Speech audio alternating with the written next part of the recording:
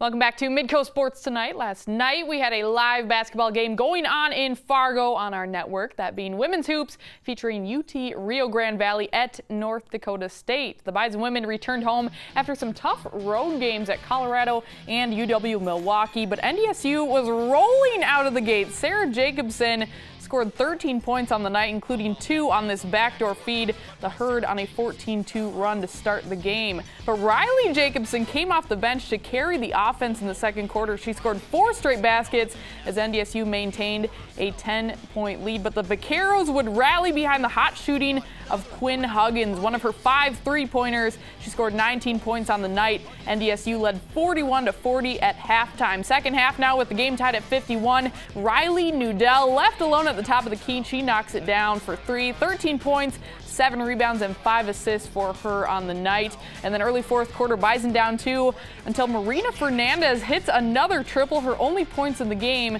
and NDSU takes the lead right there. Taylor Thunstead scored 8 of her 11 points in the fourth quarter. This jumper gave North Dakota State a 4-point lead with 4 minutes left. And then after the Vaqueros go on a 6-0 run, Jacobson cuts to the basket on the inbounds play to lay it in. She had a team-high 21 points, and it's tied at 78. UT-RGV was 19 of 21 from the free throw line, with Jamaica Dowell going 10 of 11 at the stripe. She scored 23 points, and the Vaqueros take an 82-79 lead with 7 seconds left. One last chance for the Bison. Thunstead rolling off a screen, launching the deep 3 to tie it, but it is short, and UT-Rio Grande Valley hangs on for the 82-79 win. NDSU had 23 assists on 30 field goals in the game, but the Herd coming up just a little bit short on their home floor. They'll have to refocus in a hurry as they head to Grand Forks this weekend for the in-state rivalry against UND. This whole week, Coach talked about being physically and mentally tough, and I thought that we competed really good, more so than we did on our last 2 road games.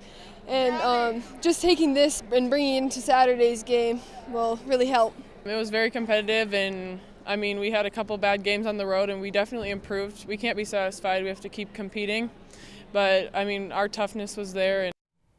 To Wichita, Kansas we go. Charles Cook Arena, South Dakota State men taking on 6th-ranked Wichita State, and that is Brandon Key spinning back, going to Ian Tyson for a top-of-the-key 3. And then about a minute later, Lane Severin, a nice little pro hop through some shockers. He lays it in with the right hand for 2. 10 minutes to go in the first half. Key with a little hesitation gets the hoop and the harm. He'd missed the free throw, but Jack's still up 25-20. Wichita would tie it up on the ensuing possession. Mike Dahm with the step-back 3, goes on a little 5-point run of his own. Jack's getting it done in the paint as well. Look at the moves by Brandon Key. Just a bunch of spins, and he elevates for 2.